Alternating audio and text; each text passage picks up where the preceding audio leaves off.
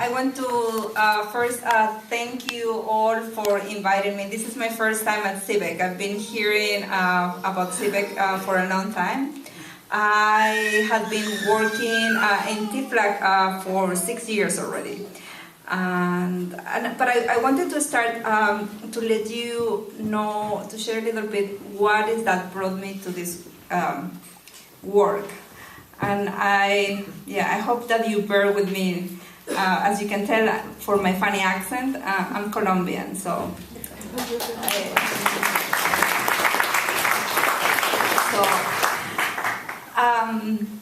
I just turned 44 years old, and there has been a war in Colombia ever since I was born. And there was a war also when my dad was little. He and his family had to leave the small town because they were at the time there was a conservative president in power and got the police, and they were killing members of the Liberal Party. It was a war in a way similar to the one that we are going through these days. That it was about also control of the land, and my grandfather had to hid my dad and my uncles for a few days until he found a place where they moved. And in the middle of the night, they packed everything they had and left the town. And they never came back. It took them 60 years to go back to their small town. I went with them last summer with him and my uncle. And I'm also a mother. I have a beautiful daughter, some of you know. She's about to turn 9. She has dual citizenship. She's Colombian and American. She was born in Austin, Texas. And I have a dream that maybe, in her lifetime, she will see a country that is in peace, She was born very soon after the war in Afghanistan started. So in a way, she's doubly unlucky in the sense that both of her countries are in war. So for me, this is not just a regular job. It's really I'm very happy with the work that I do in FOR, but it will be part of who I am, part of the reason for me being, and my hope and my dream that we can build peace and that she can have it and enjoy it. So that's what brings me to this kind of work.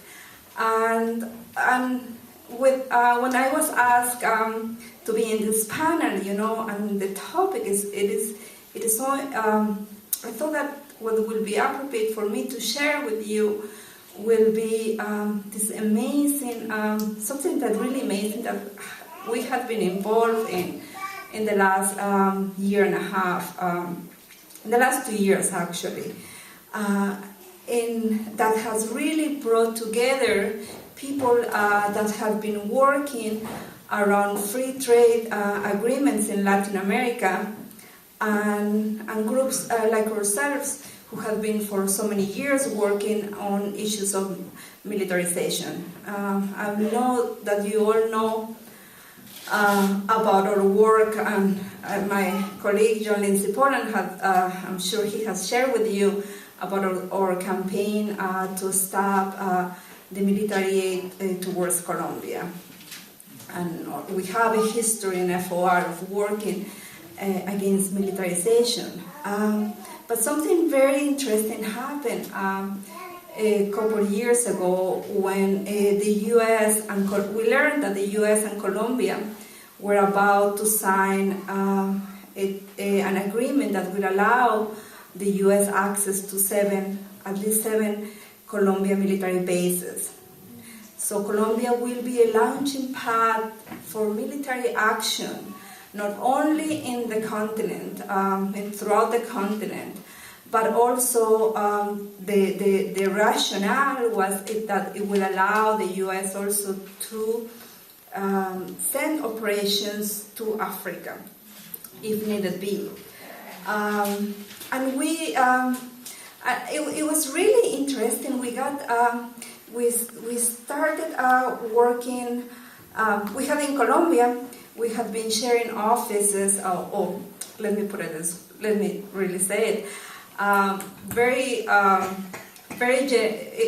The group that had been working against the free trade agreement, the U.S.-Colombia free trade agreement, was very generous, and when they knew that I was going to move to Bogota for a couple of years and open an actual office, they say, we are growing and we are looking for a place that it is larger. We will be very happy to save some space for you so you can have your office.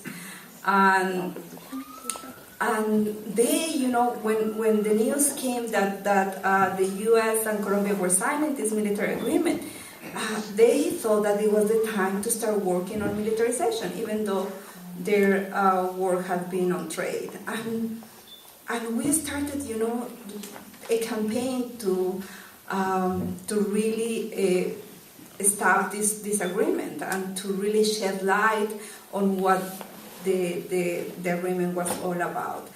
And it brought new actors to this work. The unions, the labor unions, were very much engaged into it.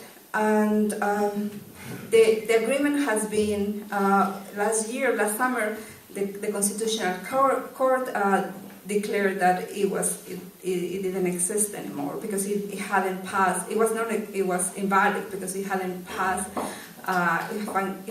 It hadn't gotten the approval by Congress, which was a victory. And at the same time, this happened also when in Latin America there was a wave of increase in militarization. You all saw, the earthquake in Haiti, and the response that the U.S. gave, was basically a military invasion. And you all saw as well. I'm pretty sure you're familiar with the military coup that took place in 2009 in Honduras. And the U.S. played a very active role. It was through the U.S. military base in Honduras that President Zelaya was taken in his pajamas and then flying out of the country.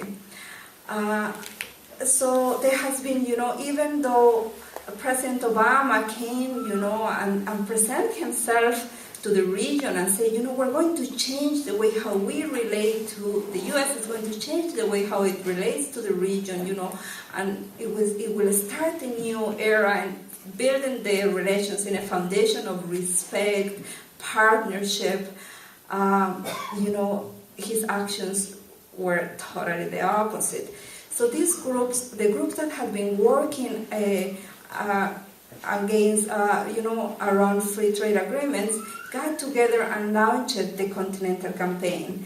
They said, they have been successful in stopping the free trade of the Americas.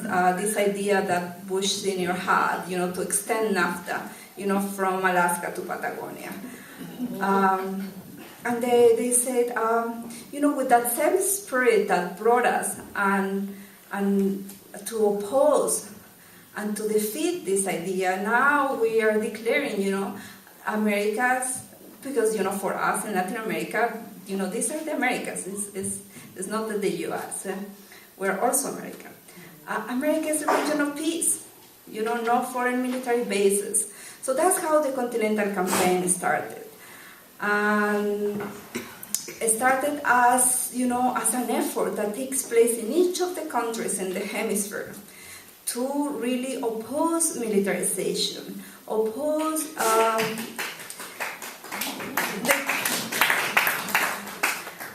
the criminalization of social protest.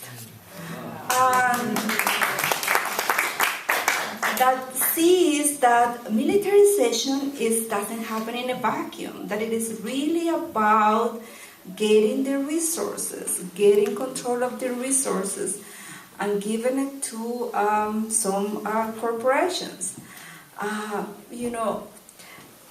so that's what we have been trying to do. And then each country has to do, its part. It doesn't mean that we all do the same. It's an effort that get us, to move in the same direction. And I was so excited to hear, yesterday at a workshop, Bring Our Values Home, that you guys here are doing exactly what we are also trying to do. When people, I was co-leading a delegation last summer about military bases, before this ruling from the Constitutional Court was issued, and with Witness for Peace, we had a delegation on military bases. And there was and what I kept hearing from people is, this is outrageous. This militarization in Latin America is outrageous. Particularly now, when we are suffering, when we are seeing that schools are closing because there is no budget, So we decided, this is how we want to do it. This is a way, that will help, convey the message of why it is so wrong. So some of you might have seen it. We got these postcards and then you will.